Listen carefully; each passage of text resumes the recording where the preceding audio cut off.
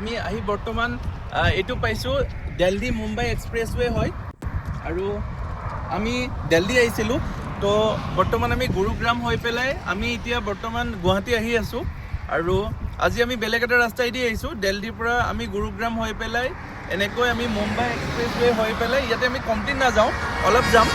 আৰু এই মুম্বাই এক্সপ্ৰেছৱে হৈ পেলাই আমি জিৱাৰ টোল গেট হৈ পেলাই সিফালে ওলাই যাম আৰু এইটো খুব ধুনীয়া হয় এইটো আপোনাৰ ইয়াতে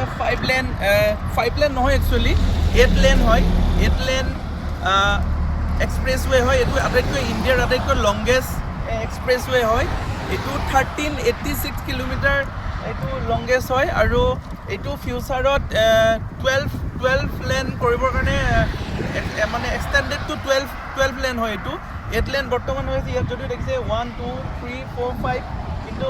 এইটো 10 লেন নহয় এইটো 8 লেনেই হয় আৰু এইটো ফিউচাৰত 12 লেন মানে প্ৰজেক্ট আছে আৰু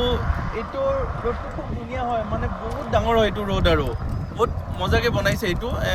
নতুনকৈ এইটো মুকলি হৈছে আপোনালোকে জানে এইটো কথা আৰু তাকে আহিলোঁ আমি ৰোডটো চাওঁ এতিয়া কেনেকুৱা লাগে চলাই পেলাই আৰু আমি এখন চেলেৰি এখন লৈ আহিছোঁ গাড়ীখনৰ ভিডিঅ'টো মই আপোনালোকক পিছত দিম খুব ধুনীয়া কণ্ডিশ্যন হৈ আছে বহুত ধুনীয়া এইটো চাবি দুটাই দেখাইছোঁ মই এতিয়া দেখা পাইছোঁ চাবি দুটা একদম দুটা চাবি নতুন হৈ আছে পূৰা আৰু গাড়ীখন মই দেখাম পিছত কিন্তু এইটো ৰোডটো আমি এতিয়া গোটেইটো যাব পৰা হ'লে ভাল আছিল কিন্তু গোটেইটো আমি ৰাস্তা নাযাওঁ আৰু এতিয়া আৰু আমি কালিৰ পৰা একচুৱেলি বহুত লেতেৰা হৈ আছোঁ মানে অলপ ক'ৰবাত ৰখোঁ এতিয়া অলপ ৰখি ভালকৈ চাফা তাফা হৈ পেলাই একো খোৱাও নাই আমি ৰাতিপুৱাৰ পৰা এতিয়া খাওঁ মোৰ লগৰটোৰ লগত আৰু এতিয়া আমি খাই বৈ পেলাই অলপ ৰাস্তাটো আপোনালোকক দেখুৱালোঁ পিছত আমি ভিডিঅ'টো ভালকৈ দেখাম কিন্তু এই ৰোডটো খুব ধুনীয়া হয় এইটো ইণ্ডিয়াৰ আটাইতকৈ দীঘল এক্সপ্ৰেছৱে হয় 1386 কিলোমিটাৰ দীঘল হয় এইটো ৰোড